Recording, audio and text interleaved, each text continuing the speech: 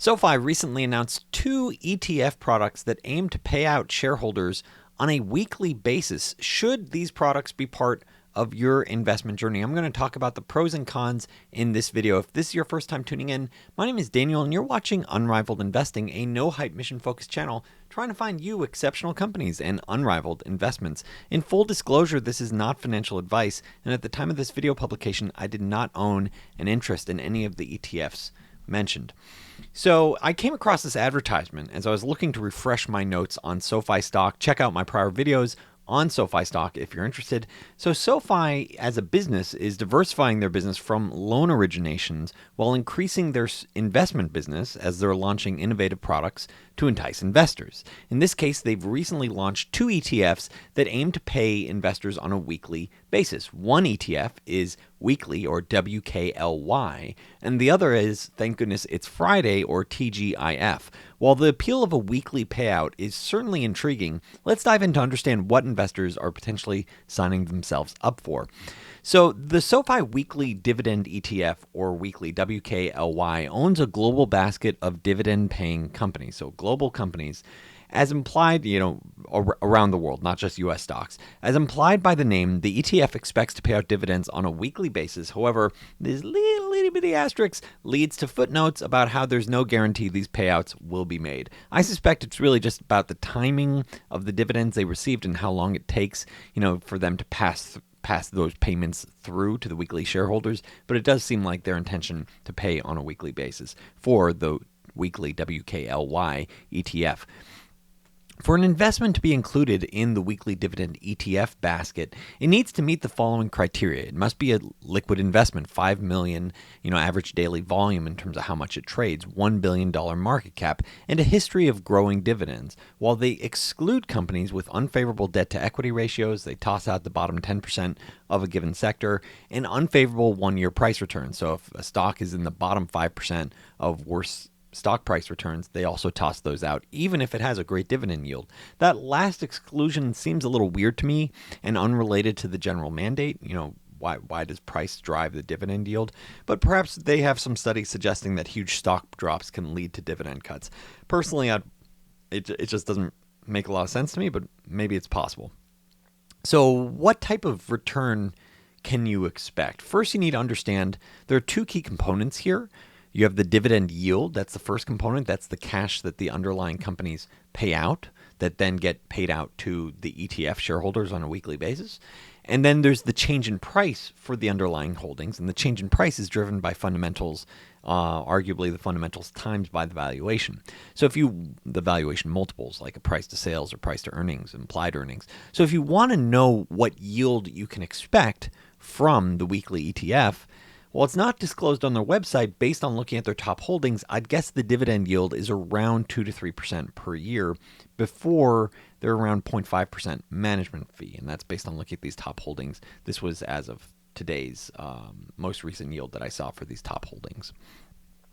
So the answer of what's your actual total potential return, I'm just looking at the first component, that's actually unclear because, look, this is a dividend fund effectively. It's a dividend ETF owning a basket of, dividend paying global companies.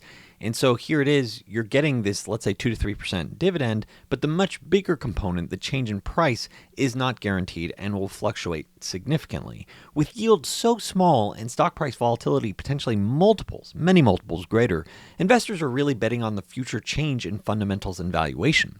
The reality is that if the stock market sells off, say 30 to 40%, getting a itty-bitty 2 to 3% yield is really negligible consolation. This is the reason why on my personal investment journey, I take a holistic approach to individual companies. The dividend yield is only a byproduct of the company's free cash flow and how much they choose to pay out. Paying out a dividend is only one of several options management can choose. In my opinion, it's more important to find companies trading at a reasonable multiple of free cash flow or have lots of growth potential. Yet because it's cash in the pocket, dividends often get an undue weighting versus more important fundamentals such as free cash flow and future growth, I'd argue. If you're interested in following along with my personal financial journey, go to unrivaledinvesting.com, where each month I call out potential multi-baggers, as well as my personal portfolio. We also have an exclusive community dedicated to learning and trying to find exceptional companies on Discord. So that's at unrivaledinvesting.com. Click join the journey. And if you enjoy educational videos like this, please make a point of hitting that subscribe button, hit that thumbs up button. The second weekly income ETF from Sofi is, this time, thank goodness it's Friday, TGIF, which aims to pay out funds on Friday. Unlike weekly, this ETF is a basket of bonds with a target duration of less than 3 years. So the goal here, as they say here, is to reduce the interest rate risk relative to longer dated bonds, hence the 3-year duration. While TGIF ETF website doesn't seem to have a stated yield as well, based on their top holdings and current prices, so I looked up the prices for their top bonds in this portfolio, you could see that the yields are quite low, similarly low to their dividend bond, their dividend portfolio weekly. But so looking at this, maybe 2 to 3% yield. In this case, however, I would expect TGIF to be less volatile than weekly, as it holds bonds versus stocks. With yield so low, I'd argue there's certainly less long-term upside with TGIF because it's a fixed payment, versus weekly, which you have the underlying stocks that can appreciate in value over time. And so this is also a broader commentary of, like, if you want to bet that interest rates can go lower from here, then both can benefit. If you think interest rates can rise from here, then I'd argue they'd both weaken. They're both part of very much the same trade. One is more sensitive to the economy, which is weekly, and sensitive to underlying stock performance, which is weekly, whereas TGIF is more sensitive to interest rates and the underlying bonds. Now, if you have a concern that a lot of these bonds might default in the future, that's another story. But generally, bonds are a lot less volatile than stocks because you get this effective guarantee unless the company is facing some sort of bankruptcy. Okay, so what's my takeaway as I'm looking at this? So a couple of thoughts here. So first of all, as I'm looking at this, and a lot of folks are considering this for their own personal investment journeys, my first takeaway is that this is a clever sort of gimmick by Sofi to get people's interest. Like, whoa, I can get my payments on a weekly basis. And that, I originally saw that, and that's what got me like, hey, I'm curious what they're doing. What's a new innovative product that they're potentially launching, and what's their spin on it? But the reality is it's just another spin on, let's say, a global dividend portfolio or a global bond yield portfolio. And so, once you get past that sort of gimmicky aspect, which I'm not sure if there'll be additional frictional costs to it based on this weekly payout, the second core aspect is the overarching theme that you see with a lot of companies, which is that, Tina, there is no alternative. Yields are so low. And that's, I'd argue, the real challenge that investors face in this environment. I did a whole prior video about how Vanguard, the mega, index fund, ETF, passive investor, company, managing, trillions of dollars. They have their own investment outlook saying, look, based on these different asset classes, we expect really arguably dreadful returns in the years ahead. So you can check out that video if you're interested. And so I would argue, with rates so low and a lot of stocks priced really high based on the fact that interest rates are so low, it's a cautious environment to be in if you have any sort of reset in the decade ahead, because no one knows, well, wait a second, what's inflation going to be in 5 to 10 years from now, and what does the valuations potentially reset to?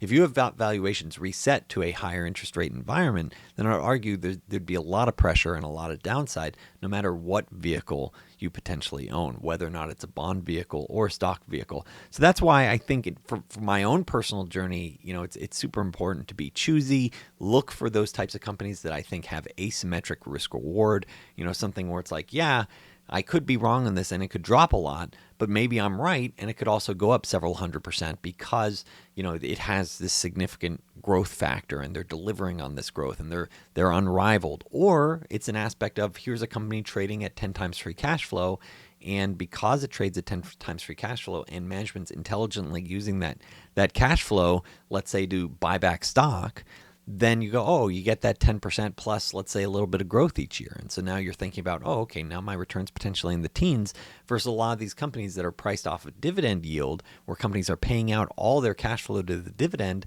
and they're only getting, let's say, a 2 to 3% yield. So that's the challenge. I think it's more important to consider a holistic approach, as I mentioned earlier, consider all that free cash flow. But I'd argue it's a really tough environment to be in right now, especially because asset prices generally have gotten, the valuation multiples have gotten extended because interest rates have been compressed.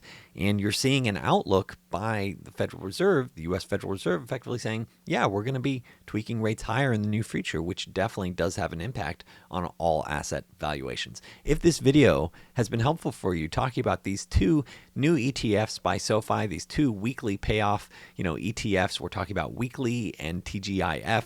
If this has been helpful for you, please make a point of hitting that subscribe button and hit that thumbs up. Thanks so much for tuning in.